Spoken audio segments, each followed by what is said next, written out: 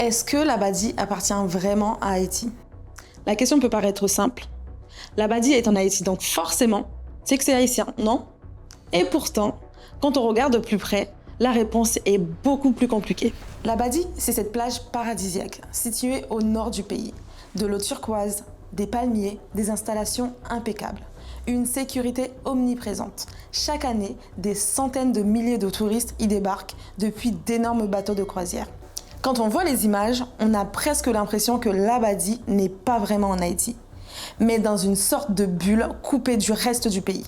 Officiellement, le territoire appartient bien à l'État haïtien. Le sol est haïtien, la terre est haïtienne. Mais dans les faits, l'exploitation du site est entièrement confiée à une compagnie étrangère, Royal Caribbean. Depuis les années 80, cette entreprise a signé un accord avec le gouvernement haïtien pour gérer l'Abadie comme une destination touristique privée. Et c'est là que les choses deviennent vraiment intéressantes. Cet accord n'est pas un simple contrat de quelques années, il s'agit d'un bail extrêmement long, souvent présenté comme un accord de 99 ans. Autrement dit, pendant presque des siècles, Royal Caribbean contrôle l'exploitation du site. L'entreprise décide de tous les aménagements, les activités, la sécurité, l'accès au site et surtout l'argent. Haïti, de son côté, touche une redevance. Pendant longtemps, cette somme était dérisoire, quelques dollars par passager. Même après certaines négociations, les montants restent très faibles par rapport aux bénéfices générés. Haïti gagnerait quelques millions de dollars par an grâce à l'Abadie. Dit comme ça peut sembler beaucoup. Mais quand on sait que l'Abadie accueille parfois plus d'1 million de visiteurs et générer des dizaines, voire des centaines de millions de dollars par l'exploitant, pour Royal Caribbean, l'Abadie est une affaire en or.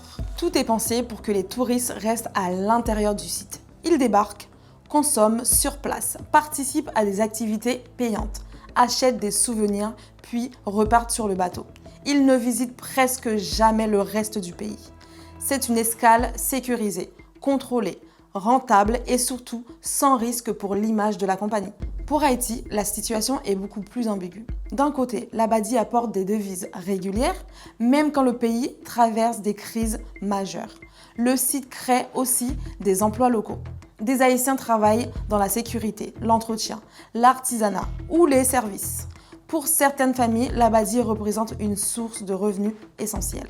Mais de l'autre côté, beaucoup dénoncent un accord profondément injuste.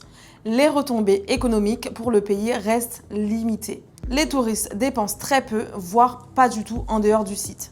L'État haïtien n'a quasiment aucun contrôle sur la gestion du lieu. L'Abadie fonctionne comme une enclave enfermée, protégée par des barrières et une sécurité privée. Pour beaucoup, c'est le symbole d'un pays qui ne profite pas pleinement de ses propres richesses. La durée de l'accord, ces fameux 99 ans, choque particulièrement. Un contrat aussi long, c'est presque plusieurs générations privées de toute possibilité de négocier en profondeur. À l'époque de la signature, Haïti sortait de décennies de dictature. Le tourisme était quasi inexistant. Les investissements étrangers, très rares. Royal Caribbean est arrivé avec de l'argent, des emplois, une promesse de développement. Mais aujourd'hui, une autre question se pose. Qui gère réellement ce contrat maintenant? Car Haïti traverse une période politique extrêmement instable. Le président haïtien a été assassiné. L'État fonctionne avec des autorités de transition. Concrètement, cela signifie que face à un géant économique comme Royal Caribbean, Haïti a encore moins de marge de manœuvre qu'avant. C'est dans ce contexte que circulent de nombreuses rumeurs. Une des plus connues affirme que l'Abadie appartient à Bill Clinton. Soyons clairs, aucun document officiel ne prouve qu'il est propriétaire de l'Abadie. Juridiquement, le site appartient à l'État haïtien et est exploité par Royal Caribbean. Mais cette rumeur ne vient pas de nulle part. Bill Clinton a joué un rôle majeur en Haïti, notamment après le séisme de 2010. Autre nom qui revient souvent, Jean-Bertrand Aristide. Selon de nombreux témoignages, Aristide aurait tenté, durant sa présidence, de renégocier des accords économiques jugés défavorables à Haïti, dont certains liés aux investissements étrangers. Peu de temps après, Aristide a été renversé lors d'un coup d'État et contraint à l'exil. Là encore, il faut rester prudent.